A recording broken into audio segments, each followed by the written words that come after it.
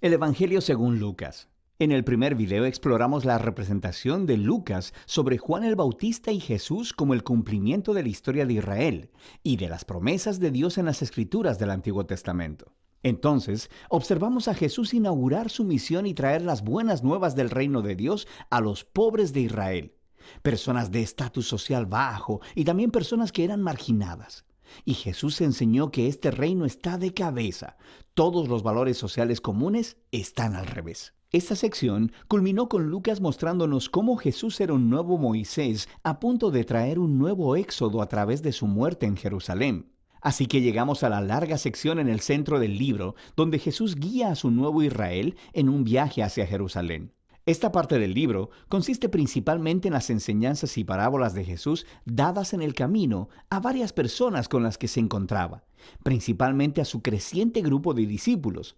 De esta manera, Lucas ilustra el seguir a Jesús como un viaje, como algo que haces donde aprendes mientras vas por el camino de la vida. De manera que, primero, Jesús invita a sus discípulos a esta misión mientras envía a un grupo de ellos a adelantarse anunciando el reino de Dios. Desde el principio, ser un discípulo significa participar en la misión del reino de Jesús apropiándote de ella. Y conforme los discípulos de Jesús regresan, Él empieza a dar varias enseñanzas acerca de la oración, acerca de confiar en la provisión de Dios. De hecho, es en estos capítulos de Lucas que Jesús habla más acerca del dinero, las posesiones y la generosidad que en cualquier otra de sus enseñanzas. Si seguirle a Él es realmente como andar por un camino, debe producir esta mentalidad minimalista, creando una libertad de las posesiones que permite la generosidad radical. Otro tema clave en estos capítulos es la continua misión de Jesús para los pobres. Así que, mientras viaja, Él sigue formando a su nuevo Israel y se encuentra con muchas personas que están enfermas o ciegas. Él se encuentra con samaritanos que son antiguos enemigos del pueblo judío y con Zaqueo, un hombre judío pero que dirige la recolección de impuestos para los romanos. Todos estos marginados sociales se encuentran con Jesús y son transformados por este encuentro. Así que se unen a su comunidad del reino, la cual Jesús describe como una gran fiesta de banquete. Él está aquí para buscar y salvar a los perdidos. Así que está celebrando cuando las personas descubren la misericordia de Dios. Pero no todos en esta fiesta están felices. Lucas incluye múltiples historias de Jesús en banquetes con los líderes de Israel, y todas se convierten en acalorados debates donde Jesús confronta su orgullo e hipocresía. Y así, estos banquetes, en contraste, son capturados de la manera más memorable en la parábola del hijo pródigo. Un padre tiene dos hijos, y uno neciamente se va y desperdicia toda su herencia. Pero eventualmente regresa arrepentido, y su padre lo perdona y hace una gran fiesta para celebrar. Mi hijo que estaba perdido ha sido encontrado. Pero el hermano mayor, que jamás dejó a su padre, está enojado y resiente la generosidad de su padre hacia el hijo inmerecido. Ahora, en esta famosa parábola, Jesús está explicando toda la misión del reino a estos líderes. Sus fiestas representan la gozosa bienvenida de Dios a toda clase de personas en su familia. El único requisito es la humildad y el arrepentimiento. Así que esto resalta la tragedia de los líderes de Israel, quienes rechazan a Jesús y a su comunidad del reino de cabeza. Esta resistencia a Jesús crece y Él, finalmente, llega a Jerusalén para la Pascua. Conforme se acerca a la ciudad, Él está llorando. Sus discípulos lo están adorando como el rey mesiánico, pero los líderes de Israel lo están denunciando. Y él sabe que su rechazo del reino de paz va a llevar a Israel a un camino de resistencia y rebelión contra el imperio romano. Eso llevará a la caída de la ciudad. Y es esta destrucción de Jerusalén la que Jesús representa simbólicamente al entrar al templo y expulsar a los vendedores de animales. Él pone un alto al sistema sacrificial y dice que esta casa de oración se ha convertido en una cueva de ladrones y será destruida. Por supuesto, este acto genera toda una serie de debates entre Jesús y los líderes de Israel, lo que lleva a la predicción de Jesús de que un día los ejércitos romanos rodearán la ciudad y la desolarán, y también al templo, todo dentro de una generación. Dicho esto, Jesús se aparta con sus discípulos para celebrar la cena de la Pascua. Es la cena simbólica anual sobre la liberación de Israel de la esclavitud a través de la muerte del Cordero.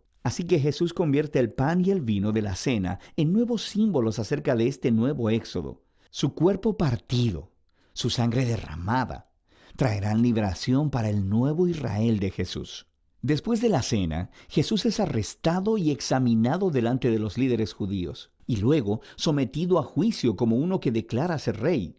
Y Lucas enfatiza la inocencia de Jesús. Pilato, el gobernador romano, dice que Jesús es inocente 3 veces antes de ceder. Incluso Herodes, que reina sobre Galilea, no encuentra nada con qué acusar a Jesús, pero los líderes finalmente convencieron a Pilato de crucificarlo, así que eso hacen. Pero incluso en su dolorosa muerte, Jesús encarna el amor y la misericordia de Dios de los que tanto enseñó. Él ofrece el perdón de Dios a los soldados mientras lo crucifican. Y luego, cuando uno de los criminales ejecutados junto a Jesús se da cuenta de quién Él es, Él dice: «Acuérdate de mí cuando vengas en tu reino». Y las palabras finales de Jesús son una oferta de esperanza a un criminal humillado. «Hoy estarás conmigo en el paraíso». Y así, con este último acto de generosidad y bondad, Jesús muere. Su cuerpo es colocado en una tumba, y en el primer día de la semana, algunos de los discípulos de Jesús vienen a la tumba para encontrarla vacía. Y hay 2 figuras angélicas ahí, diciéndoles que Jesús está vivo, que se ha levantado de los muertos. Así que se van completamente asombrados. Y es aquí donde Lucas cuenta una de sus historias más hermosas. 2 de los discípulos de Jesús están saliendo de Jerusalén hacia una ciudad llamada Emaús, y están desconsolados por la muerte de Jesús. Y de pronto, Jesús está ahí, caminando a su lado, pero ellos no lo reconocen. Él les pregunta, ¿por qué están tan tristes? Y ellos empiezan a hablar de sus esperanzas, de que Jesús será el que redimirá a Israel. Pero ahora, Él está muerto. Todo fue en vano. Pero después, mientras Jesús cena con estos 2 discípulos, Él parte el pan para ellos, justo como lo hizo en la cena de la Pascua. Es en ese momento que ellos lo reconocen y Él desaparece. Lucas está contando la historia para hacer una poderosa declaración acerca de seguir a Jesús. Cuando los discípulos de Jesús imponen su agenda y su perspectiva de la realidad sobre Jesús, Él permanece invisible y desconocido para ellos. Es solo cuando nos sometemos al reino de cabeza de Jesús que se representa en su cuerpo quebrantado en la cruz ofrecido en amor. Solo así podemos ver y conocer al verdadero Jesús. La escena final de este libro es otra cena. Jesús se aparece a sus discípulos y les explica a partir de las Escrituras del Antiguo Testamento cómo todo esto fue parte del plan de Dios, que el Mesías se convertiría en el rey de Israel al sufrir y morir por sus pecados y al conquistar su maldad al resucitar.